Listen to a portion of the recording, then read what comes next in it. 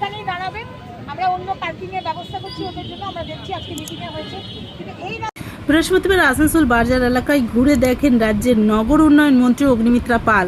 পরিদর্শনের সময় তিনি রাস্তা ও ফুটপাত দখল করে থাকা বেআইনি নির্মাণ ও দোকান সরিয়ে দেওয়ার জন্য সংশ্লিষ্ট প্রশাসনিক আধিকারিকদের প্রয়োজনীয় ব্যবস্থা নেওয়ার নির্দেশ দেন।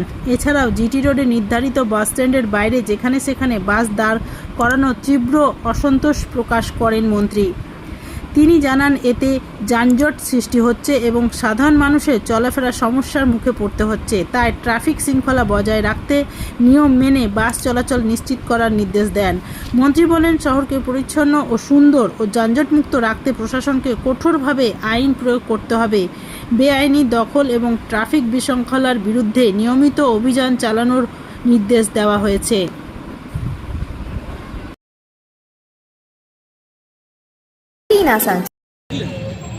প্রথম লেভেল অফ ফুটপাথ হয়ে গেছে পুরো আসানসোল বাজারে। এখন সেই ফুটপাথের পিছনে আবার আরেকটা ফুটপাথ আছে। Second level of footpath, first level of footpath তখন, সেকেন্ড লেভেল অফ ফুটপাথ যেটা আমাদের ব্ল্যাক রোড, সেই রাস্তার পাশেই দোকান, ঠেলা গাড়ি, ফলের দোকান দখল হয়ে যাচ্ছে। লোকের পার্কিংয়ের জায়গা নেই। তাই আজকে পার্কিংয়ের জায়গা দেখতে এসেছিলাম। আমরা দপ্তর থেকে আজকে পার্কিংয়ের জায়গা করবো যাতে মানুষের অসুবিধা না হয়। দিদি, অনেক অটোতে কমার্শিয়াল নাম্বার নেই কিন্তু তারা প্লাই করছে রাস্তায়। আমরা পরিবহন দপ্তর মন্ত্রী সম্মানীয় অর্জুন সিং মহাশয়কে আমি জানাবো বিষয়টা।